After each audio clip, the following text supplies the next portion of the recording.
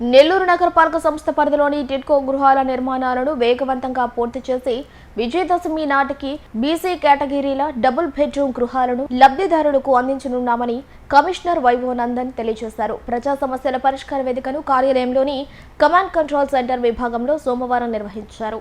నగరపాలక సంస్థ కమిషనర్ వైభవ్ నందన్ కార్యక్రమంలో పాల్గొని అర్జీదారుల నుంచి వినతి పత్రాలను స్వీకరించారు. ఈ సందర్భంగా కమిషనర్ మాట్లాడుతూ పట్టణ పురపాలక శాఖ మంత్రి పొంగూరు నారాయణ ఆదేశాల మేరకు గృహ నిర్మాణాలను త్వరితగతిన పూర్తి చేసి లబ్ధిదారులకు అందజేయనున్నామని తెలిపారు.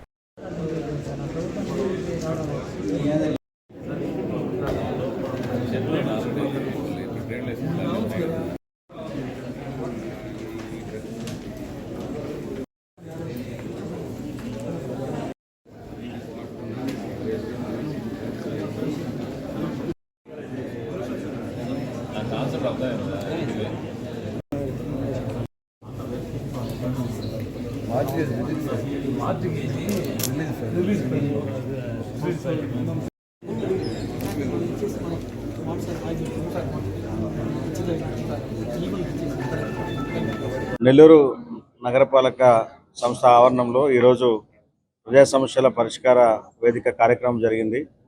ఈ కార్యక్రమానికి ఇప్పటివరకు 59 వినతి పత్రాలు ఇవ్వడం జరిగింది. ఇందులో ముఖ్యంగా టిడ్కో హౌసెస్ సంబంధించి టిడ్కో హౌసెస్ గతంలో ఇల్లు శాంక్షన్ అయి కట్టైల్మెంట్ వల్ల ఎవరైతే ఇల్లు పొందలేకపోయారో వారిలో కొంతమంది తిరిగి ఇల్లు కావాలని, కొంతమంది వారు కట్టినటువంటి బెనిఫిషియరీ కాంట్రిబ్యూషన్ తిరిగి కావాలని చెప్పి అడగడం జరిగింది.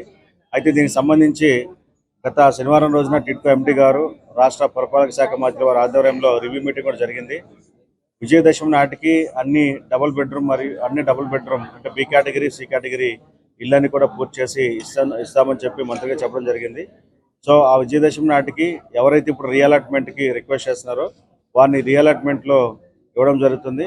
అలాగే ఎవరైతే బెనిఫిషరీ కాంట్రిబ్యూషన్ కట్టి రీఅలాట్మెంట్లో కూడా ఇల్లు పొందలేరో వారందరూ కూడా వారు కట్టినటువంటి బెనిఫిషరీ కాంట్రిబ్యూషన్ తిరిగి ఇవ్వడం జరుగుతుంది. అయితే 300 SFT సంబంధించి అంటే ఏ కేటగిరీ సంబంధించిన ఇళ్లలో ఇప్పటికీ దాదాపు 10,000 మందికి ఇల్లు ఇవ్వడం, వారు కీస్ కూడా హ్యాండ్ ఓవర్ చేసుకోవడం జరిగింది. అయితే ఇంకా ఇల్లు పూర్తయి వారికి అలాట్మెంట్ అయిన వారు ఇంకా ముందుకు రాని వారు కొంతమంది ఉన్నారు. వారందరూ కూడా నోటీసులు జారీ చేస్తున్నాం.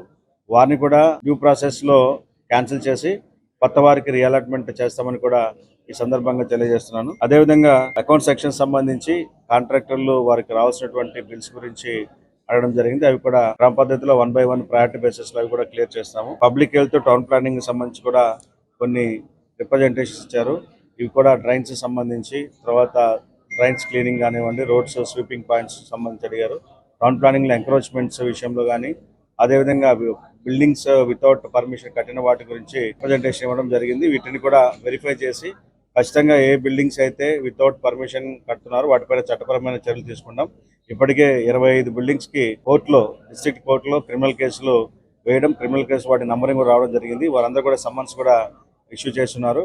కాబట్టి ఎవరైతే పర్మిషన్ లేకుండా బిల్డింగ్స్ కడుతున్నారో లేదా పర్మిషన్ తీసుకున్న దాన్ని అతిక్రమించి డీవియేషన్ అనాథరైజ్డ్ ఫ్లోర్స్ కానీ deviation to the sanction plan కడుతున్నారు, వారందరి మీద కూడా క్రిమినల్ కేసులు పెట్టడం ద్వారా కోర్టు కూడా తీసుకెళ్లి వారికి కోర్టు ద్వారా వారిపైన పెనాల్టీలు విధిస్తామని చెప్పి కూడా ఈ సందర్భంగా తెలియజేస్తున్నాను. ముఖ్యంగా మనకి రామలింగపురం అండర్ బ్రిడ్జ్ దగ్గర మనకి ఎప్పటికప్పుడు ఈ రెయిన్ వాటర్ వచ్చిందని మనము బైల్అవుట్ చేయడానికి అక్కడ పంపింగ్ స్టేషన్ అంతా అరేంజ్ చేశారు. ఆ విధంగానే ఇక్కడ కేవీఆర్ అండర్ బ్రిడ్జ్ కానీ, ఆత్మకూరు అండర్ బ్రిడ్జ్ దగ్గర కూడా ప్రత్యామ్నాయంగా వచ్చినటువంటి వాటర్ని బైల్అవుట్ చేయడానికి ప్రత్యామ్నాయ చర్యలు టేకప్ చేయాల్సిందిగా ఇంజనీరింగ్ వారికి ఆల్రెడీ చెప్పడం జరిగింది. ఇంజనీరింగ్ సెక్షన్ అధికారులు దాని మీద అధ్యయనం చేస్తున్నారు. అధ్యయనం చేసిన తర్వాత దాని మీద పరిష్కార మార్గాలు కనుక్కుంటామని తెలియజేస్తారు.